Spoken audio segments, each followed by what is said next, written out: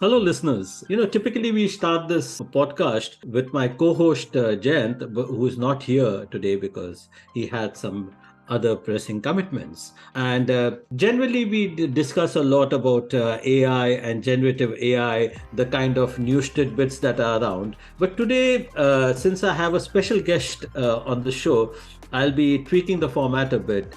So we have with us Aakrit Vaish, who is the co-founder and CEO of the conversational AI startup called Haptik. This is actually the startup is part of also the Mukesh Ambani owned Geo platforms, and it's over 4 years that Geo invested in Haptik. Akrit is typically, is actually, I would, as I put it, amazingly reticent when it comes to speaking to the media, at least till last year. Last year, I remember I had a lovely conversation with Akrit, and it seemed strange, because he was part of the Reliance group, and you thought that he would want to speak a lot about it. But then he explained why he was reticent and what all is happening. Today, the reason I have Aakrit with us is because Haptik has completed a decade as a startup, and that's quite a milestone for startups in India, given the kind of push that India has been giving to startups, especially deep tech and AI startups. So, without much ado, Aakrit, welcome to the show. Lovely to have you. Thank you, Leslie. Always lovely chatting with you. I think we first met. What's funny about, I was thinking about today before this conversation. I think what's funny about this, our, engagement and just this conversation is I think I met you also the first time about a decade back. So I Yeah, think you're our right. relationship is almost as old as Haptics, and you've seen it go from when I was running around. I'm still running around like an entrepreneur who doesn't know much, but back then I really didn't know anything. And I remember meeting you in the Bombay HT office. Yeah. No, I mean, as they say, nostalgia is a seductive liar. So it's pretty interesting. I mean, this decade itself has been so eventful. And speaking to you is what I think what our listeners would love to know is I think there are two or three aspects to this entire conversation that we can build. One is, of course, your own story as an entrepreneur in the field of AI, conversational AI, the NLP part of it, and how generative AI is actually, sort of enhancing your offerings or cannibalizing your offerings. I would that those things I'm sure we would love to discuss. But before that, I think more interestingly is you started out in 2013. And I recall very distinctly from our last conversation, you told me that the timing of the idea was wrong at that point in time. And you elaborated, but I would like you to tell, give our listeners a brief overview of how you built this startup. I will be interjecting wherever necessary, but I think they would love to hear your story from your mouth. Yeah, and just 3 months back, I told somebody that along those lines that imagine if I was starting Haptic today with all of generative AI and LLMs and what's happened in the last 9 months. And I think the reason I'm saying that as an answer to your question is now imagine if as a smallish startup out of India trying to figure itself out, we were basically trying to build a version of chat gpt 10 years back, and that's why the timing was completely off, because we were, well, I used to think we were 4 or 5 years ahead of what the world wanted, but maybe we were 10 years ahead of what the world wanted given the reaction we've seen to chat gpt. The way we started out was basically saying that look, people are using messaging a lot, right? 10 years back WhatsApp was mainstream, there were many other apps that were mainstream, but all of them were used for what I call a P2P use cases, me messaging you, you messaging me. So we said that, look, could we build a platform or a product where consumers could use this for what is commonly referred to as A2P, which is application to person, where I could then message, let's say, somebody like a business or a brand, to get whatever I want. I could message them for customer service. I could message them for just product related information. I could message them to buy things. Um, because if this interface is so conducive, you could do so much more on top. That's where it started. And after a couple of months of messing around trying to build the first product, we realized that, look, given it is text, why can't it be automated?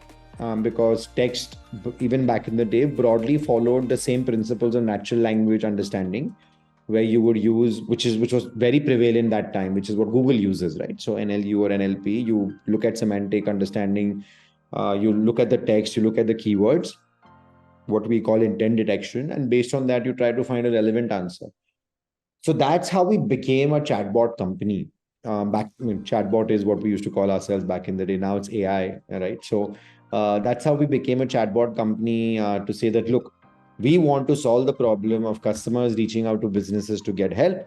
Messaging is a good way to do it, and then messaging should be automated, and that's how it's now chatbots. But we didn't think too much about trends and patterns and things and what customers wanted. And the challenge for us turned out to be, Leslie, was that it's, unfortunately, even today, it's very hard for pure software invention to come out of India. India has always been a follower market where we take inventions in other areas of the world typically, and then we build great products on top and price it really well. I think when we were trying to do this, most people didn't even believe we would get it right, and they had fair reason to, right? I mean, we were just sort of back in the... Aakrit, I'd like to sort of interject over here. I want to retrace my steps a bit and figure out, in 2013, if I'm not mistaken, you were about 27 years old. Yes. Right? Yeah. So now at 27, most people would think of, a job, getting a good job. And that's what you also probably would have, you would have had that dilemma, or you just, sort of launched out and saying, oh no, I want to become an entrepreneur. Can you give us some idea of, where did that entrepreneurship bug bite you, and what were the kind of dilemmas that you face if, like, somebody today is trying to set up an AI startup, because as you said, that the first mover advantage probably did not help you at that point in time. You were too early in the game.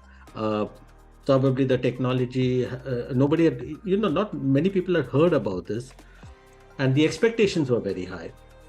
So what were the kind of, dilemmas that you faced as a 27-year-old? Yeah, so multiple questions there. The first part, how did the entrepreneurial bug bite me? People want to be a pilot while growing up. People want to be a cricketer while growing up. People want to be a footballer while growing up. I wanted to have my own business. From the earliest days I remember, 11, 12, 10, 9, 8, whatever. From the earliest days I remember, I wasn't one of those kids who did sold lemonade in school or sold used books. I didn't do any of that. But I always felt that I would want to have my own, and I used to call it business, right? Startup nahi. Yeah. All that. I khud ka business. I want to have my own business one day that I will run. So it just was one of those things that was always there, right? So even when I was in college, I was the only one amongst my peer group that would attend every single startup seminar. Our college where I went to in the US was basically where companies like Netscape, Mark Andreessen went to our college. That came out of. YouTube came out of. PayPal came out of. LinkedIn founder was from our school. So, we had a fairly rich legacy of tech startups.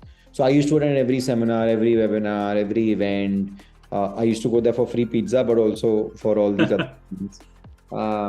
So it was very natural. Then once I did have a job, right? So once I finished college, I said, abhi to job karenge because don't know anything better. So I did get a job at a very, very large company. Within 3 months, realized I can't do this. Took a year to figure out what to do next. And then I think I got lucky where I ended up joining another startup, which became my learning ground for how to build my business.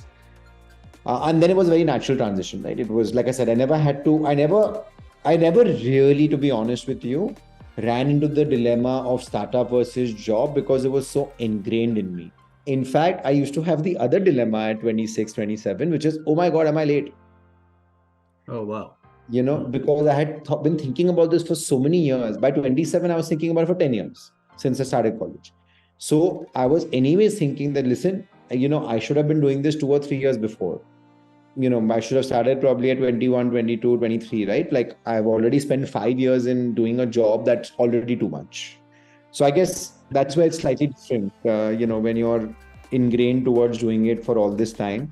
And now when I think about it, yeah, sometimes I think, oh, I quit a job. I was getting paid fairly well. I was about to get married. How did I think about all this? Truth is, I didn't. It just sort of happened. So probably it sometimes helps not to think and dive straight into the river, Also, as it's they something that say. you always wanted to do. I think like it Yeah. has to work backwards from like some sort of life purpose or ambition. Sometimes people ask me, what are your hobbies? I said, I don't even know because, now I focus a lot on health. And of course, I have kids, so I spend a lot of time with them. And then I enjoy watching sports a little bit, but I've never had any other talent. I don't know how to play an instrument, do some kickboxing, play a sport, sing a song. I don't like read. Don't I read now and then to learn, but I've not been a voracious reader. It's not as if I'm like, if I make a lot of money, I'm going to go buy this. I've never really had any of those. It's from the longest time I've just wanted to do what I do right now. I think that's the biggest talent to build a company. I think most of us don't have that talent. We have all the other kind of talents. So I think it's you're being too modest about your achievements. But having said that, from 2013 to 2019, till you first got the investment from Geo, I think it was 5 years. You went to a lot of struggles. Life wasn't easy, as you said. At first, the timing wasn't right, and you were getting to the part of how you were trying to introduce this whole concept. So, give us some idea of how you sort of overcame the kind of the struggles that you had out there. Yeah, this is really going down memory lane now. So a year back, one of my old long-time mentors who's been seeing the haptic journey since day one, he was introducing me to another friend at a common event. And he basically said that meet Aakrit, this is the founder, and this is the founder of Haptik, and this was not in India. So it was somewhere else, right? So obviously people didn't have context about Haptik. So he was like, meet the founder of this company, Haptik. It's an AI company. And also, oh, by the way, this is an entrepreneur who has seen everything that an entrepreneur deserves to see Mm-hmm. because of the nature of what you were talking about was that journey over those, well, 10 years, but particularly those 7 years, where every month or every day was a new high or a new low. Um, and all of it I link to fundamentally one single reason is that we just couldn't find our product market fit. We were too early with the technology, like I've said many times, and that technology was not ready to be adopted by the world. And as a result of that, we kept figuring out a new product, a new solution, a new use case. We kept figuring out the right way to go to market. We kept figuring out, okay, B2C, B2B, within B2B, should we do India? Should we do global? How much is AI? Should we build our own AI team? And Leslie, when you're going through that, where the market doesn't exist and you're trying to create something with limited resources, that's something I wouldn't recommend to any other startup founder. I think that's a game that you can play if you have a lot of capital. And that capital you can only have if you already have it, which is you're a conglomerate or a large company, or if you have the ability to raise it. And that typically happens if you're a second, third time founder, or again, if you have some leverage in the market in terms of other things, right? As a first time, like I said, 25, 26, 22-year-old founder, it's hard to have that. So you should typically play in markets that already exist or where there is imminent adoption of the products that is going to happen. Yeah, We that's kept very sound advice actually. And also, I think other than your the kind of the timing not being right, AI also as a concept not many people had heard. I think even I still remember till 2016 or so, even when I was running this MTech with Mint and MIT Technology Review. We had many people had no idea as to what AI was. Machine learning was an animal that everybody was getting introduced to. People were just trying to wrap their head around the basic concepts of AI. So I think you were really in kind of these were tough. Those were really tough times for you. When you was it that your first I think you did get some investments Yes. before getting the Geo one. So how did that happen? I mean, when did investors start showing confidence in your product or your service? I would say right up until Reliance invested, investors were just betting on us as a team. I don't think Mhm. there was any single point where they were totally convinced about the product or the technology. They were just convinced that these two guys seem confident that they will figure it out. And I thank them for it, to be honest with you, right? Our first round was done by Kalari Capital, a second round was done by Times Internet. And both of them were purely taking a bet on Swapan and me. I would say that our first investor didn't even really truly understand what we were trying to build. To be fair to them, right? And then once the investment got made and Kalari were great investors, then they worked with us to figure out how to build it. And even after that, there was not much that they would, interfere or do anything with. They would just trust us, saying that this is a grand vision. You guys seem like you guys are good guys, so we'll just continue working with you. So, and like I said, I was fortunate that twice this happened, both in our seed and our second round, where we found investors who said these guys seem like good guys, honest guys, hardworking guys. It's a crazy idea, it's a crazy plan. Let's back them and see where it gets. I think only by the time the Reliance investment happened, that was the first time that an investor was along with the team betting a fair degree on the product, the value proposition, because by then these things had started to gain momentum. And Geo is obviously somebody who's like betting on things that are just about taking off speed. I think you underscored a very important point that sometimes investors bet on the kind of the management team or the startup founders basically because they're more convinced that these guys can pull it off rather than a product, an idea which is way ahead of its time because many a times, especially when it comes to the field of deep tech, it's not that every investor understands clearly as to what the technology is. I think you have underscored a very important point, the kind of confidence that investors have shown in the founder team, and which is, I think, again, you have highlighted the point that you have to have a very strong founder team and tremendous amount of belief in yourself and I mean, in honestly, for 6 years, we were just, we were just riding on a dream that was on a PPT, right? For 6 years. I mean, it was just something that, the investors felt that these guys will figure it out. And fortunately, at least to both of them, we provided good outcomes, and we but did what we were supposed to. were there any pivots basically? Because typically, whenever you speak to any startup, they say, okay, we did pivot here, there, whether tweak to the product, any kind of pressure that you felt for 6 months, almost like for 5 years, there was nothing to, show. So, what exactly, did you feel some kind of pressure? I'm sure the investors were good investors, but yet somewhere deep down you'd have felt, okay, what am I doing? Yeah, we kept pivoting, honestly. But what's interesting, Leslie, is just this morning, there was a similar conversation I was having with somebody about this whole 10-year anniversary thing for an internal video we are putting together. And this question was asked that what did you think Haptik would become when you started 10 years back, and what has it become today? What's super fascinating is that the problem we are trying to solve has remained the same. Using messaging and in chat, how can you get people to have better conversations with businesses and brands?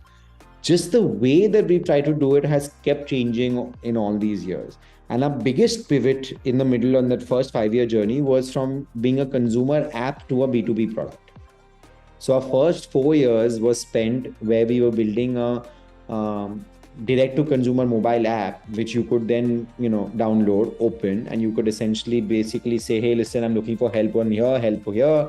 And it was like a concierge driven, chatbot service that we were providing directly on our own. And then in 2018 is when we pivoted to basically becoming a product or a platform that provides this as a white label service for other businesses. That was a massive pivot, even though it was the same technology, because in the first business we were trying to, acquire consumers and playing a DAU, MAU game. And in the second business, we are now trying to acquire brands and enterprise customers and trying to play like this quarterly revenue game. And it's a very different business. Yeah, yeah. I will come to that point in a bit. But before that, I think also our listeners would be keen on understanding how, how do you attract or how do you get the attention of a company like Geo? Because it's a dream come true for many people. Was it a dream come true for you? Absolutely. I think, for us, we went out there looking for a third round of investment. And at the time, we were looking for what you would call just sort of, let's find financial investors. But then we also started to learn that Geo was making strategic investments. They had invested in 3 or 4 companies back then.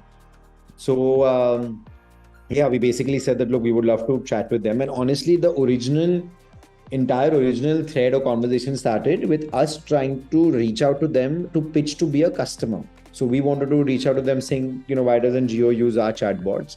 And through that, through just trying to find the right connect and so on and so forth and this and that and all that, we managed to get in touch with the senior management there. And then when we went in for the first meeting, we did not know what to expect. We took our standard sales deck.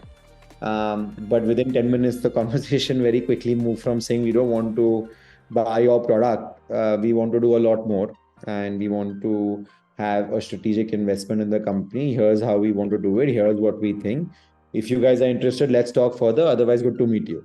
So that was. Yeah, but this is interesting because I think eventually they took a 87% stake for $100 million. Now that was real big money. Did at any given point in time did you feel, the typical saying that the big fish eat the smaller fish and wipe it out? There's I think a lot of startup founders that I have spoken to have this fear that if a big company acquires them or just takes a majority stake, they would sort of get rid of the founders. And in your case it has not happened. In your case, I recall you saying that you are still very happy with the Geo. What exactly has worked for you, and what is the kind of advice you would give founders in kind of similar situations? All those fears we had, all those fears we told them during the transaction. Listen, that we have all these fears, and they basically said that, look, it is what it is if you have these fears, but that's not our intention. This is what we want to do. And like I told you last year also, to be fair, it's going to be 10 years of Haptik. It's going to be more than 4 years spent within, the Geo ecosystem as investors. I think it's longer than anybody would have imagined that we would have continued spending and continued growing the business. But that's because I don't ever feel that I sold a company. I always feel that I just got a strategic investor who's willing to back us for a long time to come. And if that is the case, and as long as I continue building my business and growing it, and I see a future outcome, what's the point of thinking about doing anything else? Like I said, I'm doing what I've always wanted to do. What's worked for us is that we made it very clear when we were doing the transaction what we wanted to do. They were also very clear. So we entered with a very clear objective that, look, let us be very clear upfront about, let's say, the transaction and what you want to do with it, right? Like they were very clear they wanted to have a strategic investment in an AI company. We were very clear we wanted to build a company independently. And then after that, when you're working through with them day to day, also be very transparent in terms of the metrics, right? So let's say whenever we have a board meeting or a discussion with them, we're always talking about our overall revenue, overall profitability, overall valuation, things like that. We're never talking about, what is the work we are doing for Geo or inside Geo, right? So as a result, setting it up like that and having periodic discussions along the same lines, it just works out. I remember when we last spoke, I asked you about profitability, because that's always been a kind of a sore point with most startups, that they end up burning a lot of cash. They make a lot of revenue, but at the end of the day, they cannot show profits. At that point in time, I recall you saying that you could have made profits, but you were investing in the phase 4, the scale up kind of phase. Going ahead now in the next 2 to 3 years or 5 years, where do we see Haptik going? And what are the kind of, where do we see you become profitable? Yeah, very good question. Some very close to my heart question right now. We are so step one, when do we become profitable? All I can say is we are very, very close. It's a matter of months, if not weeks, till we get to that milestone. And it's a critical milestone for us. And in terms of the next few years to come, once we've reached that milestone, then it's about just building on top and growing the business even further and scaling it to new heights. I think the next number I want to target after this milestone, the next key milestone is going to be to get to 100 million ARR, which is $100 million in annual recurring revenue on a subscription software basis, which 3 to 5 years is how we think about what it will take to get there, and some very aggressive international expansion. And you plan to raise money for that? I think we're going to think about what our capital investment plans look like sometime next year, whether we want to potentially continue down the path of we already will have a fair amount of capital that is in reserves from the original investment from Geo. And then also once we start generating cash, we'll see what the position looks like.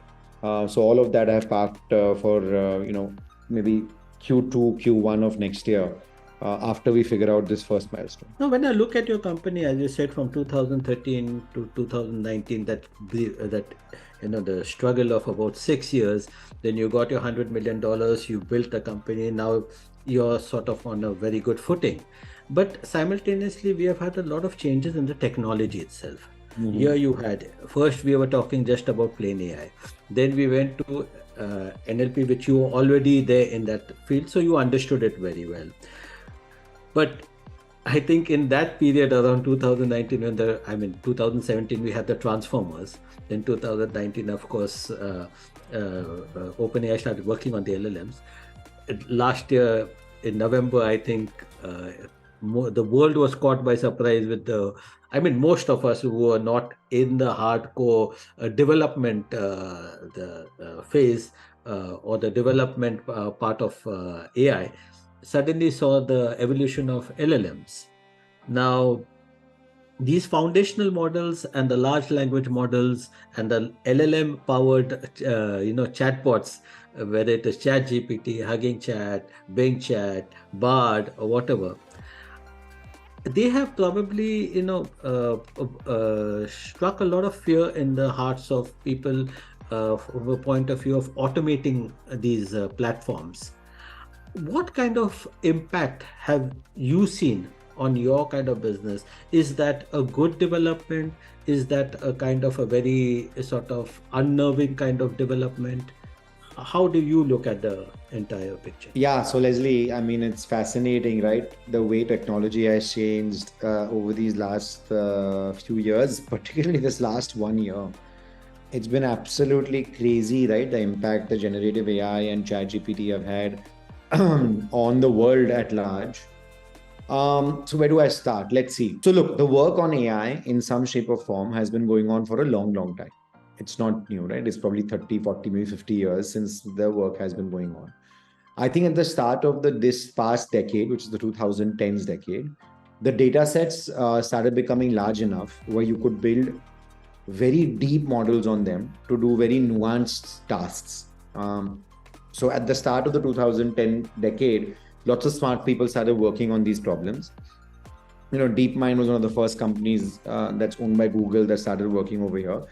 And OpenAI was formed, I think, in about 2016. And everybody recognized that, using these data sets, you could do a lot, and it just required time to figure out where this gets to. And that's what led to this implosion last year, where there was, ChatGPT first, and then there is Bard, and then there is now Llama 2 by Meta, and then a bunch of the others. So two parts. First, what does it look like for the world? And then second, what does it look like for us as Haptik? First, what does it look like for the world? In general, you'll get the standard answer from most technologists that every technology creates a net positive world, right? Where sure, there'll be some issues in the shorter term, but longer term, this is all going to benefit us and benefit all of us greatly. Agreed. Fundamentally, don't disagree with that. That generally, long term, if we look at it, every technology and LLM will be the same. It will be net positive for the world.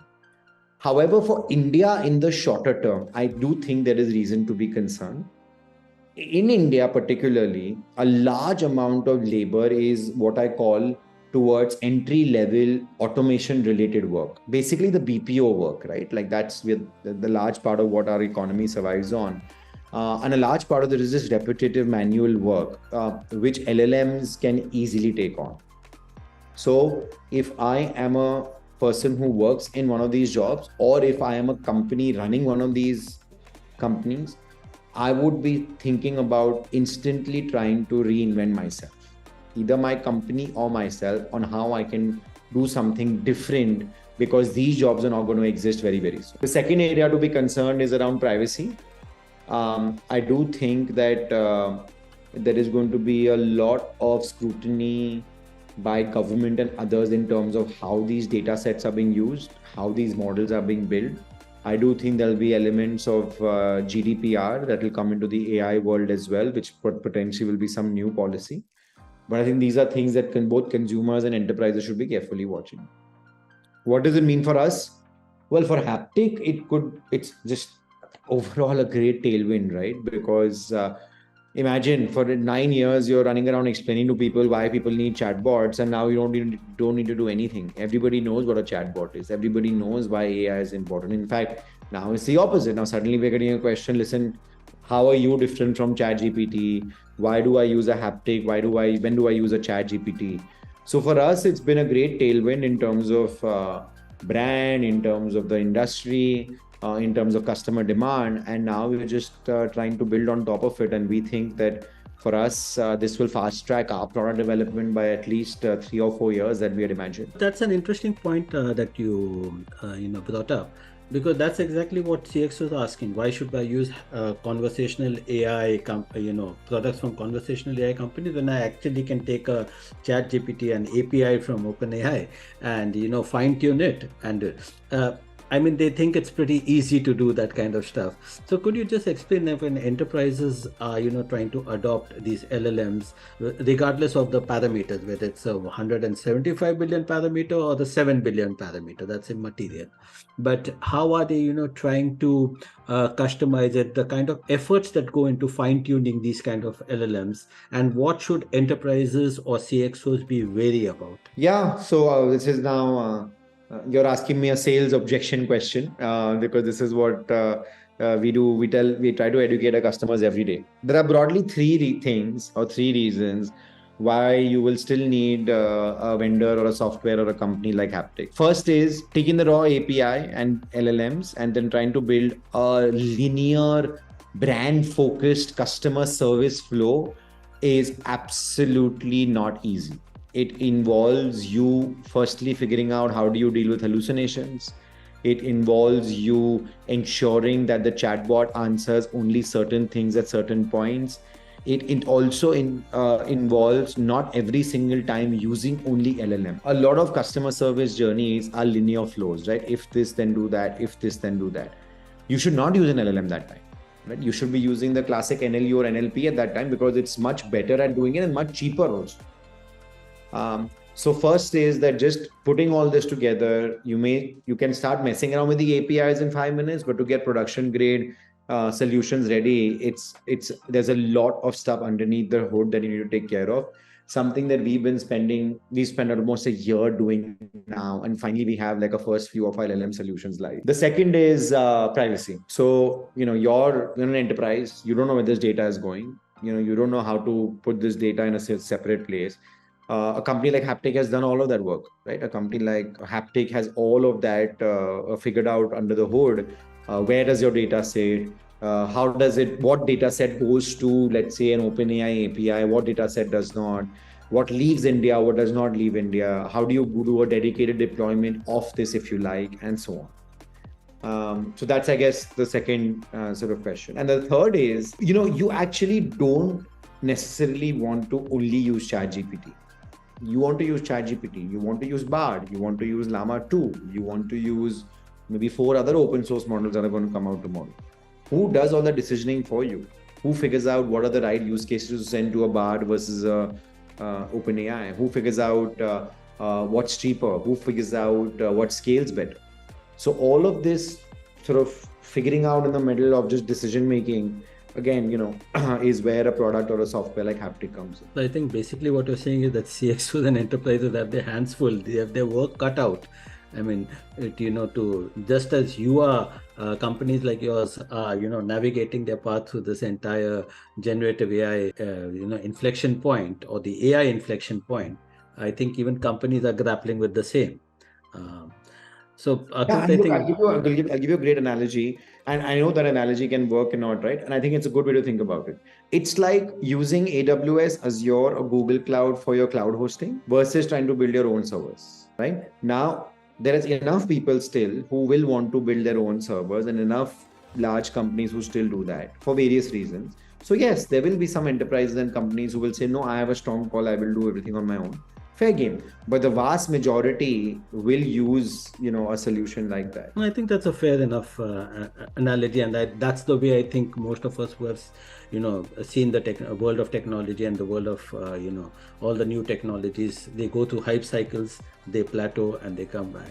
So it's a pretty interesting kind of space. I know we can speak about these subjects till the cows come home, but given the kind of you have a hard stop. So Aakrit, once again, thank you very much for coming on the show, and congratulations once again on having completed a decade. I think from an India standpoint of view, it's a very heartening thing to see startups, go through this phase, last for a decade, and I hope you have many more decades of existence, despite all the conflicts of technologies. Thank you so much, Leslie. Always fun chatting with you. This 40 odd minutes flew by, honestly, and always a pleasure. You have more depth about this topic particularly than most other folks I've met in the country. So it's always fun. Thank you very much. Kind of you.